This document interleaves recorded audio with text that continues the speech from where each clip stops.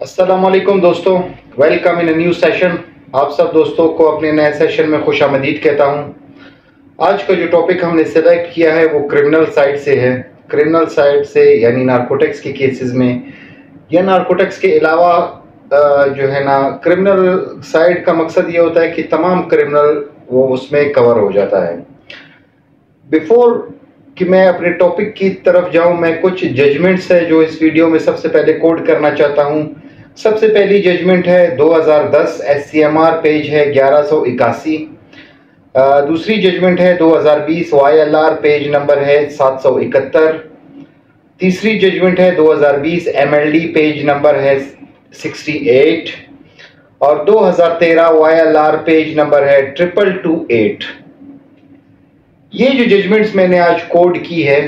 Basically ये इस topic पर है कि अगर नारकोटिक्स के केसेस में कोई व्हीकल भी पकड़ा जाए साथ में, यानी कि अगर कोई शख्स वो नारकोटिक्स के साथ पकड़ा जाता है, उन नारकोटिक्स यानी कि हीरोइन के साथ या चरस वगैरह ले जा रहा हो या कुछ ऐसी इलीगल जो सब्सटेंस होती है वो लेके जा रहा हो, ट्रैफिकिंग कर रहा हो यानी कि उस सब्सटेंस की, और वो जिस गाड़ी में जा रहा हो और वो तमाम जो चर्स होता है वो उसी के अंदर, या वो जो मंशियात होती है वो उसी गाड़ी के अंदर छुपाई होती है सीक्रेट कैविटी के तौर पर, तो वो गाड़ी भी पकड़ी जाती है। पुलिस या नारकोटिक्स फोर्स या जो भी अथॉरिटी जो उस गाड़ी को पकड़ लेता है, तो वो गाड़ी को भी सीज कर लेता है उसी FIR में। जो शख्स गिरफ्तार होता है और उसके साथ वो गाड़ी भी सीज होती है। अब यहाँ पे एक पॉइंट है जो ये जजमेंट्स मैंने कोड की है, इसमें एक पॉइंट डिस्कस किया गया है, सुप्रीम कोर्ट ने भी डिस्कस किया। मीनवाइल उसी को कोड करते हुए मुख्तलिफ हाई कोर्ट्स ने भी इसमें सुप्रीम कोर्ट की रेफरेंसेस देते हुए इन जजमेंट्स को कोड किया है कि अगर इस तरह का कोई केस हो और कोई शख्स सब्सटेंस के साथ पकड़ा जाए, यानी कि वो सब्सटेंस गाड़ी के अंदर छुपाया हो, वो गाड़ी भी पकड़ी जाए, लेकिन जो शख्स पकड़ा गया है वो उस गाड़ी का मालिक ना हो या ड्राइवर हो। यानी कि मैं एक मिसाल इसका ऐसे देते हैं कि मेरी एक गाड़ी है, मैंने किसी ड्राइवर को दी है कि आप इसको चलाएं, इससे रिस्क कमाएं, और जो मैंने उसके ऊपर कुछ पैसे रखे होते हैं वो मुझे किराया, वो गाड़ी का किराया वो भी मुझे देते रहें उससे। लेकिन मेरी नॉलेज के बगैर, मुझे नॉलेज ना होने के बिना पे ड्राइवर क्या करता है, ड्राइवर उस व्हीकल को इलीगल यूज करना शुरू कर देता है। चाहे कोई भी व्हीकल हो, चाहे रिक्शा हो, चाहे गाड़ी हो, चाहे ट्रक हो, वो इलीगल उसको यूज करना शुरू कर देता है और इसमें इस तरह की ट्रैफिकिंग, जो इलीगल सब्सटेंस वगैरह है, जो मंशियात वगैरह, उसकी ट्रैफिकिंग उस गाड़ी में शुरू कर देता है मेरी नॉलेज के बगैर। मुझे नॉलेज ही नहीं है क्योंकि मैं असल मालिक हूँ व्हीकल का और मुझे नॉलेज नहीं है। इसी दौरान अगर वो व्हीकल पकड़ा जाता है और उससे इस तरह की सब्सटेंस रिकवर होती है और उस गाड़ी पे मुकदमा दर्ज होता है,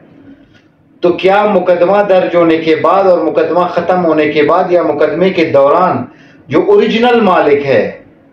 वो अपनी गाड़ी के लिए सुपरदारी की दरख्वास्त दायर कर सकता है अदालत में या नहीं कर सकता?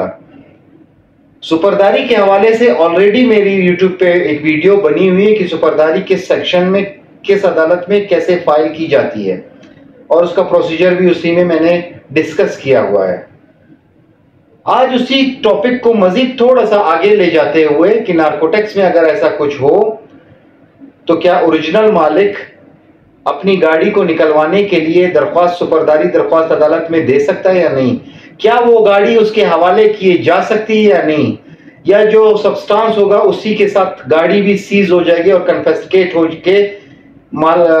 जो पुलिस है या जो भी अथॉरिटी है उसके हवाले कर दी जाएगी ताहयात।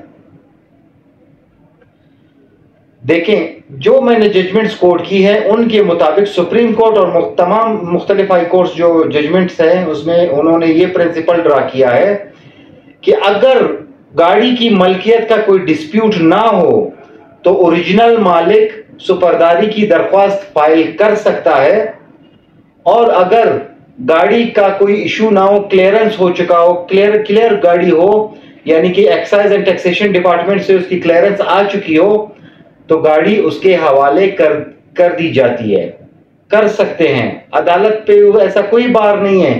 کہ وہ FIR میں پکڑی گئی ہے گاڑی اور اس سے چرس ریکور ہوا ہے اس گاڑی سے، یا کوئی شراب ریکور ہوا ہے، یا کوئی دوسرا تیسرا کوئی انلیگل سبسٹانس ریکور ہوا ہے،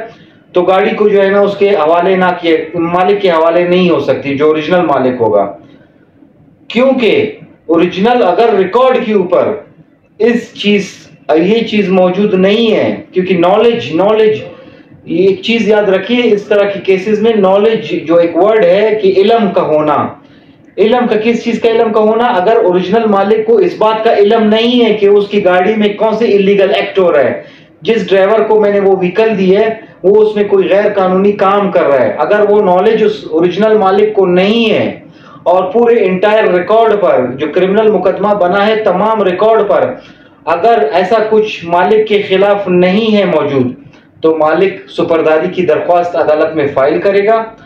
اور اپنے وہیکل کو کلیم کرے گا۔ وہیکل کو کلیم بھی اس صورت میں کرے گا اگر وہیکل ڈسپیوٹڈ نہ ہو۔ وہیکل ڈسپیوٹڈ کا مطلب یہ ہے کہ ایسے نہ ہو کہ ایک سے دو تین مالک ہو اور ایک مالک آ کے کلیم کر رہا ہو، پھر بعد میں پتہ چلتا ہے کہ یہ تو اس کی گاڑی نہیں تھی، یہ تو صرف جو ہے نا فراڈ تھا اور چیٹنگ کر کے آیا تھا اور گاڑی اس کے حوالے کر دی گئی ہو۔ اگر ایسا کوئی ڈسپیوٹ نہ ہو تو سپرداری کی درخواست کی بنیاد پر ان ججمنٹس کی روشنی میں نارکوٹیکس یا کوئی بھی ایسا سبسٹانس جس کی ٹریفکنگ اس گاڑی میں کی گئی ہو اور اس گاڑی سے ریکور کی گئی ہو، تو وہ گاڑی اس مالک کے اوریجنل مالک کو حوالے کر دی جاتی ہے، اور اس کے بنا کس بنا پر؟ شورٹی کے بنا پر۔ جو گاڑی کی قیمت ہوگی اسی ایکویلنٹ وہ شورٹی جمع کرائے گا عدالت میں اور اس کی گاڑی حوالے کر دی جائے گی۔ سو دوستو، تھوڑا سا ٹیکنیکل ٹاپک تھا لیکن بہت ہی امپورٹنٹ ٹاپک ہے ان لوگوں کے لیے جو بس کمپنیز چلاتے ہیں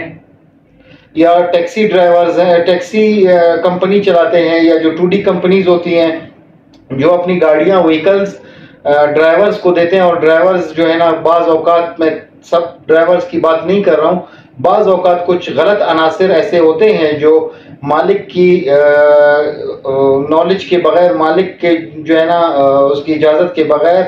یا مالک کو حقائق کا پتہ نہ ہوتے ہوئے وہ اس کی گاڑی میں یا اس بس میں یا اس طرح کی کوئی وہیکل میں وہ انلیگل کام کر رہے ہوتے ہیں۔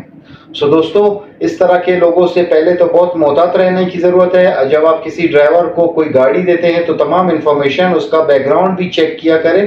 کہ وہ بیک گراؤنڈ میں کیا تھا، کیا کام کرتا تھا یا کیا کرتا ہے۔ سو دوستو، آج کا ٹاپک یہیں تک۔ آپ سب دوستوں سے اگلے ٹاپک میں ملاقات ہوتی ہے۔ جن دوستوں نے میرا چینل ابھی دیکھا ہے ان سے ریکویسٹ ہے کہ وہ چینل کو سبسکرائب کریں اور میرے چینل کو مزید شیئر کریں تاکہ ہر انفارمیٹیو ویڈیو آپ تک اور تمام جو نئے دوست ہیں ان تک پہنچ سکے۔ آج کے لیے اتنا ہی۔ Thank you very much.